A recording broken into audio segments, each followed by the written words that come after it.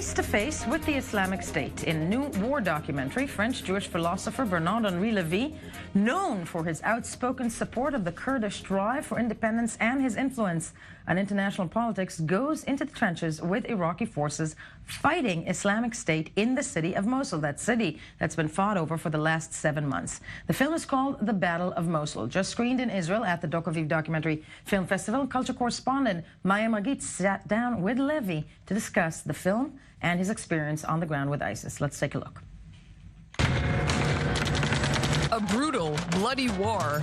For months, Iraqi forces, backed by the U.S.-led coalition, have struggled to wrest control of the city of Mosul in Iraq from the Islamic State. This long, painstaking campaign is the subject of the latest film by French philosopher and filmmaker Bernard-Henri Lévy, titled Battle of Mosul. For the first time, Levy's film is screening in Israel, right here at the Tel Aviv Cinematheque for this year's Dokaviv Film Festival. Both screenings are completely sold out. The film starts in October 2016, right at the beginning of the battle to liberate Mosul. When the Battle of Mosul, for Mosul was launched, it was an evidence for us. We had to be there. We had to be embedded or to escort or to accompany the liberators of the city. Accompanying the Kurdish Peshmerga and elite Iraqi special forces, Levy and his team traveled through the battle-scarred towns and villages IS had destroyed on their way to the city itself. On several occasions, they came face to face with the radical jihadist group and death. I was scared for the life of my team. I was scared for myself. I was scared for the civilians around me. I was scared for the soldiers, of course. Despite the bullets and explosions, it is the scenes with the Iraqi people that are the most touching. Like this one, a Kurdish fighter who had not seen nor heard from his mother in years discovers she is on a refugee convoy heading towards him. An emotional, tearful reunion.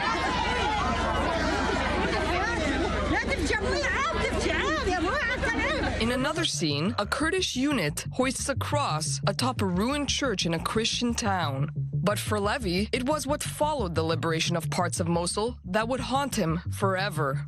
The souvenir which haunts me, which is like a ghost since then, is this scene where you see the population of Mosul running after a lorry with some poor goods, and the guys in the lorry send packaged like to dogs. Mosul is Levy's fourth war documentary, and this screening in Israel has particular significance for him. Levy says he sees many parallels between the Kurds and the Jewish people.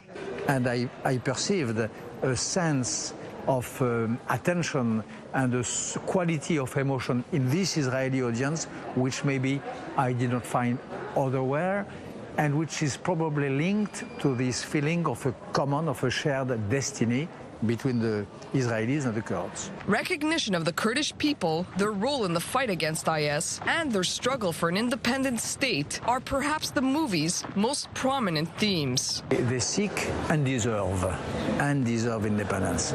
This independence was promised to them since exactly 1 century. They paid a heavy price.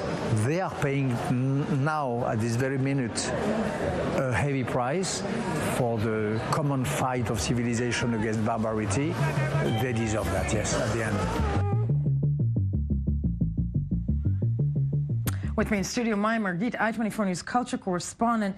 We've been covering the war over Mosul for nearly 7 months, and essentially Bernard-Henri Lévy, a phenomenal journalist, author, whatnot, did what many correspondents have been doing there now, right? Yeah, it was a little bit different because he went with a camera crew, 3 different cameramen, and one of whom was injured from a previous war documentary that he did. So it's a little bit of a difference. But still joined him again. Important to note. If you notice, he's wearing a suit and his, signature white shirt the whole movie, even in the trenches, in the tunnels, everywhere. I have to tell you, that's the thing that terrified me. It's almost like walking around with a target. Okay. It's pretty strange, but he said that the reason he did that is because he was not a fighter there. He was not a journalist on the ground. He wanted to differentiate himself from the flak jacket of people. Okay. Exactly. So I think it's kind of a risky situation because the whole movie you hear gunshots, you hear explosions. So they were in definitely a very dangerous situation there on the ground in Mosul. No, very much so. And this is being screened in Aviv. In Aviv, and they're hoping to actually release it more widely across the world. They're working on that at the moment. It has screened in many different festivals in New York, in Paris, at Cannes as well, and it's going to be hopefully released more widely across the world. More widely across the world, and as we said, that's it's a war documentary of a story that we all know, but with many cameras and many angles. And a man in a white shirt. Margit, thank you so much for joining us this morning, and for us right here, still to come. President Trump's leaks may threaten U.S.-Israeli intelligence ties. Stay with us, all the details when we get back.